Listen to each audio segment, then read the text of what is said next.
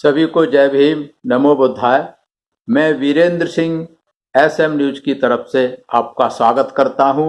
उस सीरीज में जो चलाई जा रही है महापुरुषों के संघर्ष के इतिहास को कहीं हम भूल न जाएं, उन महापुरुषों के संघर्ष को जिनकी वजह से हमें मान सम्मान और स्वाभिमान मिला। आज हम बात करेंगे राजा पुरुरवा की। राजा पुरुरवा एक माइथोलॉजिकल एंटिटी है, मतलब एक पौराणिक कथा के पात्र हैं।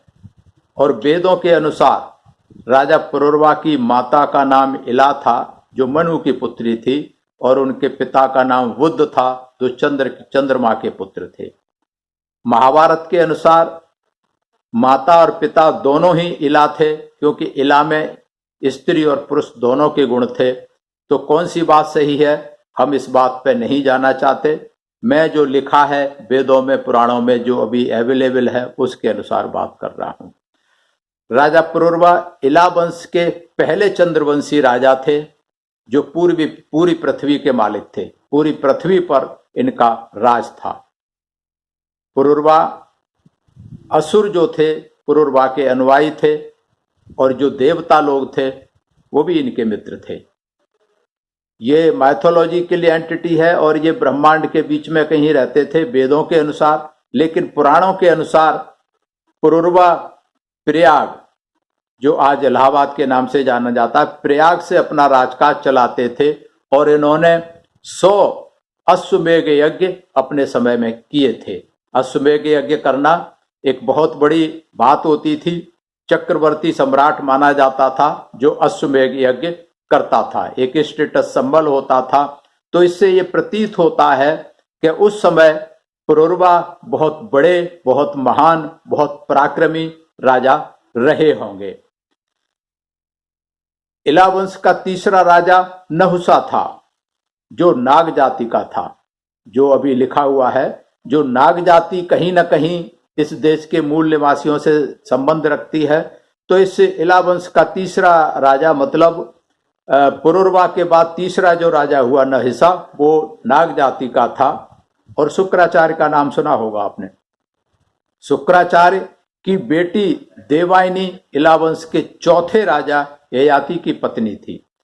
ये मैं इसलिए बता रहा हूं कि इससे ये साबित होता है कि पुरुरवा, चूंकि ये शुक्राचार्य जो थे, जो असुर, तथाकथित असुर या राक्षस कहे जाते थे, उनके कुलगुरु माने जाते थे। शुक्राचार्य भी ये शूद्र थे और इनके कुलगुरु माने जाते थे। इसका मतलब ये है कि राजा पुरुरवा भी इस देश का मूल निवासी राजा था।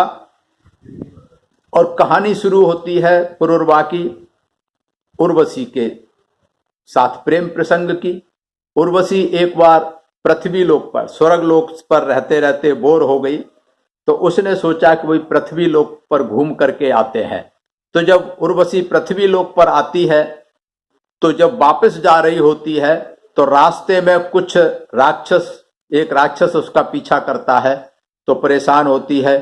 पुरुरवा उर्वशी से उस राक्षस से उर्वशी की रक्षा करता है।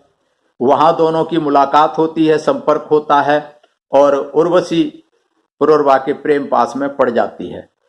पुरुरवा बहुत खूबसूरत और हैंडसम थे देखने में, चूंकि वो राजा थे। तो उर्वशी भी अप्सरा थी।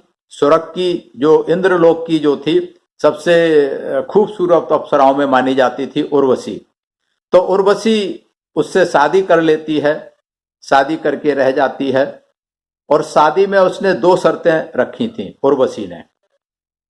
कि उर्वशी के पास कुछ बकरियां थीं, 1 या 2 या 3, पता नहीं, जो भी रही होंगी, कि बकरियों की वो रक्षा करेगा और कभी भी नग्न अवस्था में उसके सामने नहीं आएगा। तो अगर किसी शर्त का उल्लंघन किया तो वो वापस चली जाएगी। इस तरीके की शर्तों के साथ दोनों की शादी होती है, दोनों रहने लग जाते हैं। इधर इंद्र परेशान होता है, क्योंकि इंद्र के दरबार की जो सबसे खूबसूरत अप्सरा थी, सबसे सुंदर अप्सरा थी, वो कहाँ चली गई। उसको इंद्र के जो गांधर्व हैं, वो अप्सरा को ढूंढने के लिए भेजता है इंद्र। और जब वो पता लग जाता है, तो उनके गांधर्व उसकी बकरियों को पकड़ के ले आते हैं। जब बकरियों को पकड़ के लाते हैं आधी रात में, वो भी आधी रात में जब पकड़ के लाते हैं तो बकरियों के मिमियाने की आवाज सुन करके उर्वशी जग जाती है और राजा पुरुरवा को कहती है कि भाई बकरियों की रक्षा करो। हड़बड़ी में राजा पुरुरवा नंगा ही वहां से उठ खड़ा होता है और बकरियों की रक्षा करने के लिए निकलता है।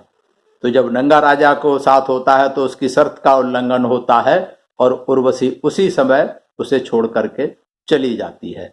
ये तो प्रेम प्रसंग की कहानी है उर्वशी के साथ, लेकिन इसके साथ साथ इंद्र के साथ में पुरुरवा का बहुत बड़ा संघर्ष हुआ था, लड़ाई हुई थी, युद्ध हुआ था पुरुरवा और इंद्र के बीच में। युद्ध किस लिए हुआ होगा?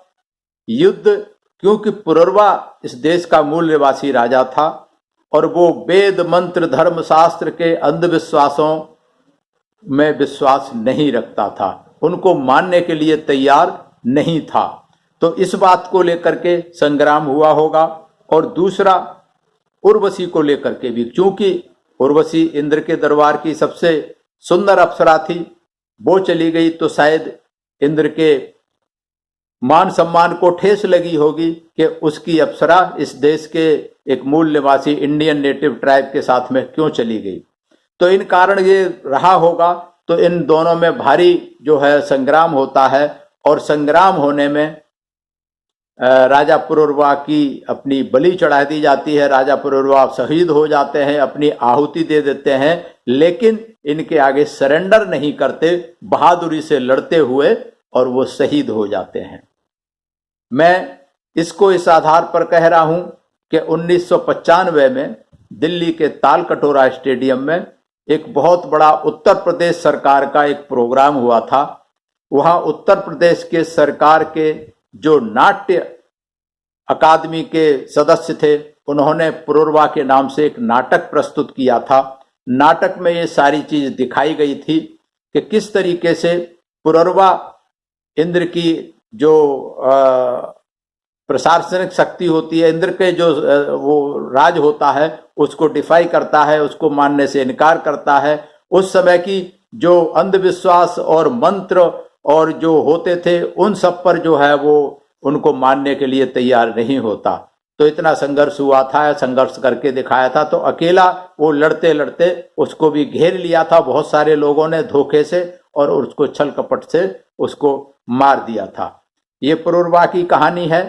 मेरे ख्याल से शायद चूंकि ये त्रेता युग में पैदा हुए थे पुरुरवा, तो आर्य अनार्य संघर्ष की या द्रविड़ आर्य संघर्ष की ये शायद पहली घटना है जहां से शुरू होती है आर्य अनार्य संघर्ष की, जहां तक मैं समझ पाया हूं। बाकी ये सारी जानकारी मैंने इंटरनेट से ली है और जो नाटक मैंने बताया वहां से ली है। इसकी एथेंटिसिटी कितनी है ये मुझे पता नहीं, लेकिन पुरुरवा के बारे में इंटरनेट पे बहुत सारी जानकारी दी हुई है।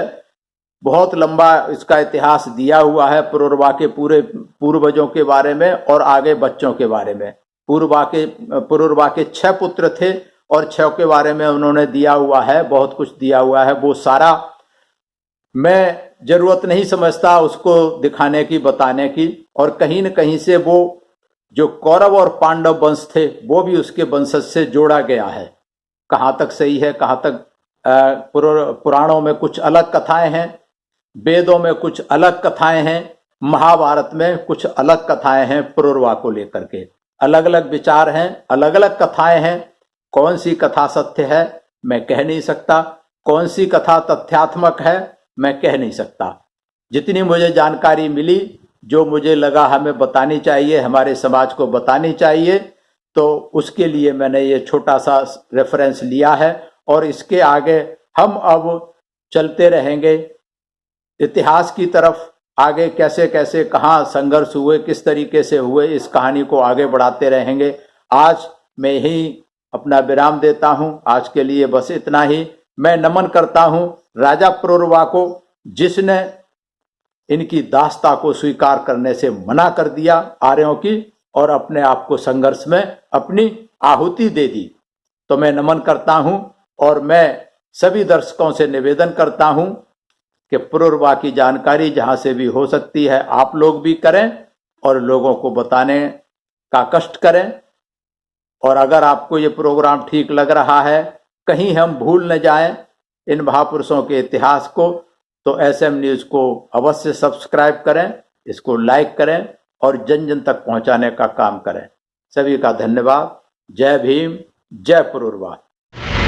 अगर आपने अभी तक हमारा चैनल सब्सक्राइब नहीं किया है तो सब्सक्राइब करें और घंटी का बटन बिल्कुल भी दबाना ना भूलें ताकि सभी लेटेस्ट खबरें पहुंच सकें आप पे सबसे पहले।